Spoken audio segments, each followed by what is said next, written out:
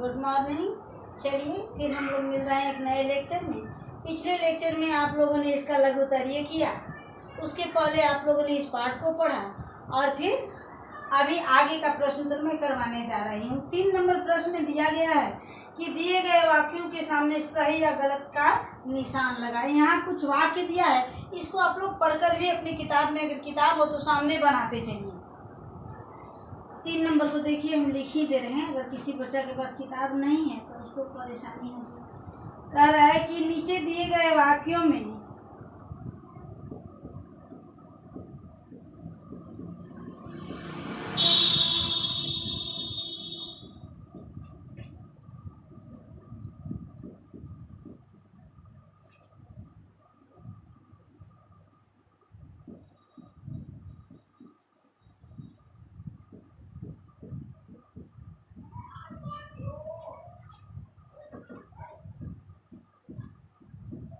सही का निशान हम ऐसे लगाते हैं।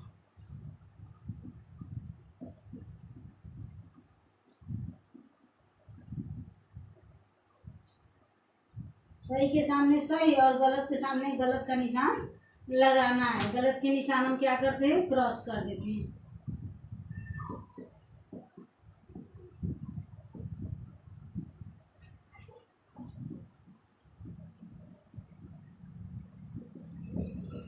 यहाँ कुछ वाक्य दिया गया है जिसको आपको देखना है कि इसमें कौन सा वाक्य सही है और कौन सा वाक्य गलत है। जो सही है उसके सामने आपको सही का टिक मार्क कर देना है और जो गलत है उसके सामने क्रॉस कर देना है, गुना का चिन्ह लगा देना है। तो यहाँ कह रहा है कि दिल्ली में एक सर्कस कंपनी आई हुई थी। 1 नंबर में कह रहा है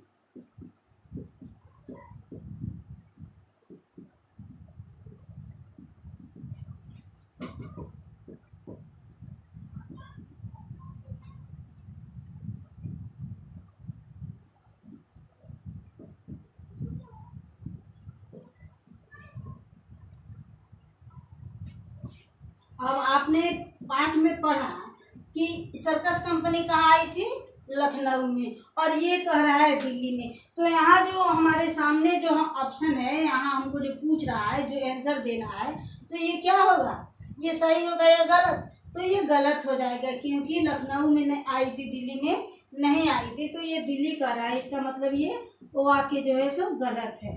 2 नंबर में कह रहा है गोपाल मीठू के लिए घर से चने मटर और केले लाता और खिलाता था।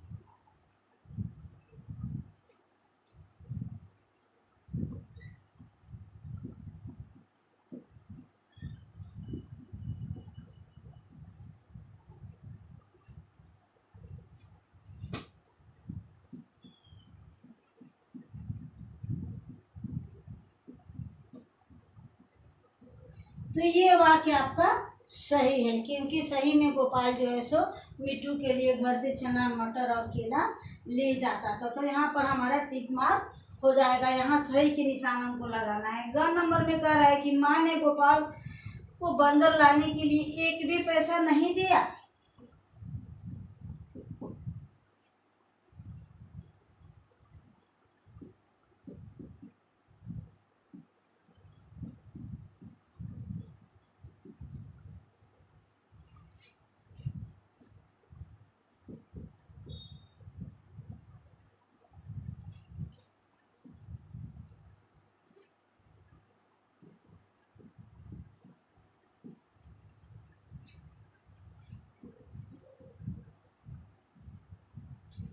कह रहा है कि एक भी पैसा नहीं दिया।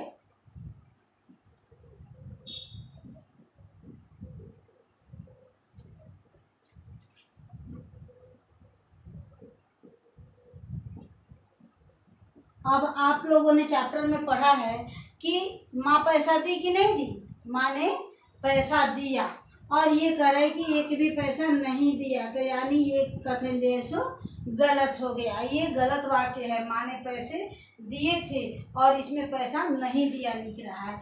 इस प्रकार से आगे है घ नंबर में, बंदर के मालिक ने बंदर को अठन्नी में गोपाल को बेच दिया।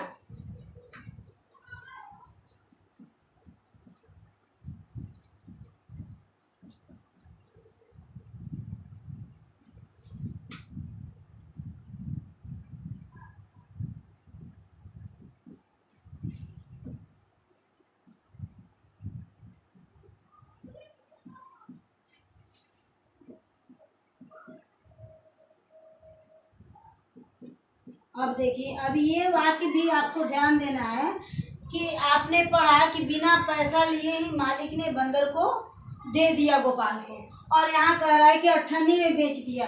तो ये वाक्य भी हमारा गलत है। बिना पैसा लिए ही मालिक उन लोगों के लगाव को देखते हुए ऐसे ही मिट्टू को सौंप दिया, तो ये भी वाक्य हमारा गलत हो गया। चलिए, अब अगला वाक्य कह रहा है कि किसने और किससे कहा। ये क्वेश्चन नंबर 4 है, ये क्वेश्चन नंबर 3 है और ये क्वेश्चन नंबर 4 है। अगर आपके पास किताब है तो आप किताब में देखिए, और नहीं है तो फिर इसे भी मैं बना ही दे रही हूँ, क्योंकि जिन बच्चों के पास बुक नहीं होगा उनको परेशानी होगी। इसको आप लोग पॉज कीजिए, नोट कीजिए। किताब है तो किताब में टिक मार कीजिए, और नहीं है तो फिर इसको आप लोग अपनी कॉपी में लिख करके बनाते चलिए। चलिए, इसको पॉज करके आप लोग नोट कीजिएगा। मैं अगला प्रश्न बनाने के लिए इसे मिटा रही हूँ।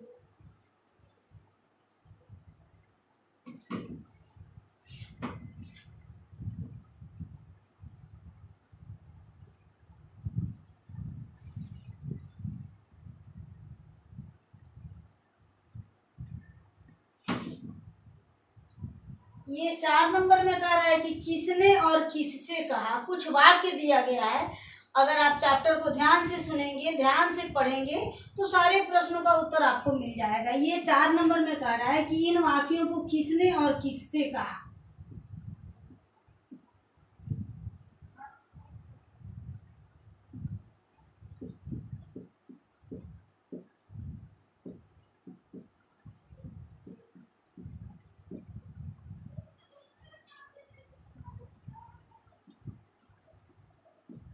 किसने और किससे कहा, ये आपका क्वेश्चन का शीर्षक है।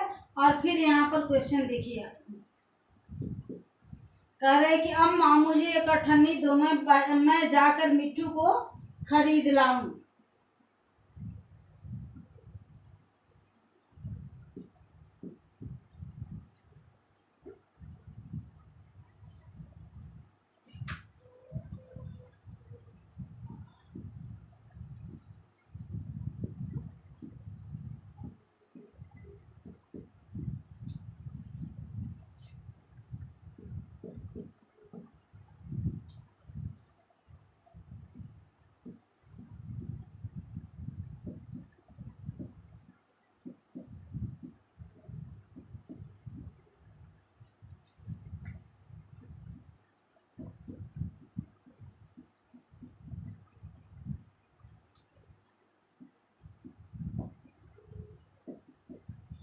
अब यहाँ किसी के द्वारा कहे गए बात को अगर हमको लिखना होता है तो उसे हम इन्वर्टेड कॉमा में उद्धरण चिन्ह में लिखते हैं। तो ये आपको ये वाक्य कौन कहा था, तो ये गोपाल ने कहा। और किससे कहा, तो माँ से कहा। तो सबसे पहले कह रहा है किसने कहा, पहला प्रश्न है किसने कहा। तो आप इसका उत्तर लिखेंगे गोपाल ने कहा।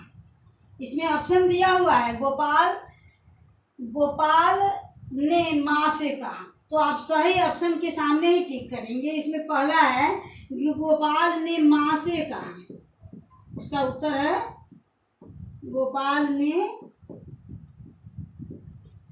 माँ से कहा। ये ऑप्शन जहाँ आपको मिलेगा वहाँ आप टिक कर दीजिएगा, ये आपका उत्तर हो गया। इसका 2 नंबर में कह रहा है, ये यहाँ देख रहे हैं, ये आपका उत्तर हो गया। इसका ख में कह रहा है कि बंदर किसी को प्यार नहीं करता, वह तो बड़ा शैतान होता है।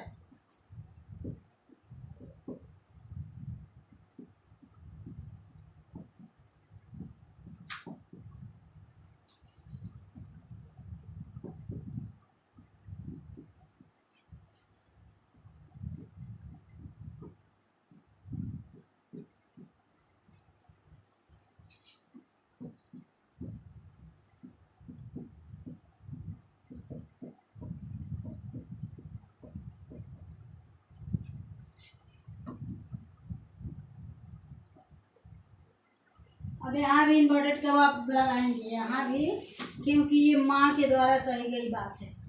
तो यहाँ पर आप पूर्ण विराम भी डालेंगे और यहाँ पर चिन्ह भी लगाएंगे। तो ये वाक्य किसने कहा था? ये वाक्य माँ ने गोपाल से कहा था। इसका उत्तर हो जाएगा माँ ने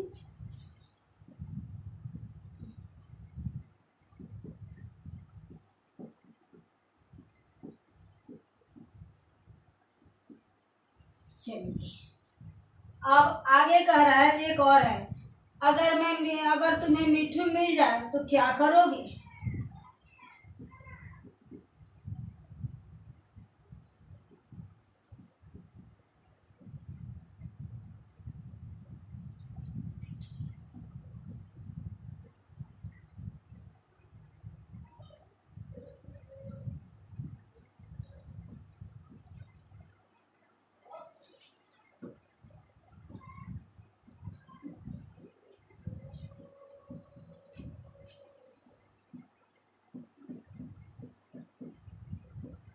ये कौन कहा था?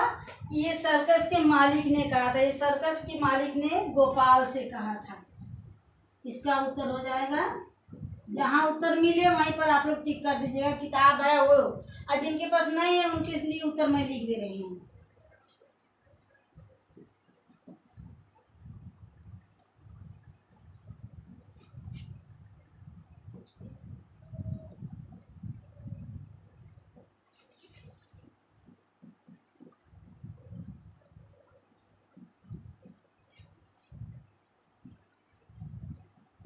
तो इस प्रकार से ये 4 नंबर प्रश्न भी आपका हो गया। इसे आप किताब हो तो किताब में बनाइएगा, और अगर नहीं हो तो इसको आप लोग कॉपी में बनाते चलिएगा। आगे फिर अगले लेक्चर में मैं बाकी प्रश्न उत्तर को करवाऊंगी। तब तक आप लोग पढ़ाई भी कीजिए और सुरक्षित भी रहिए। चलिए फिर मिलते हैं अगले लेक्चर में।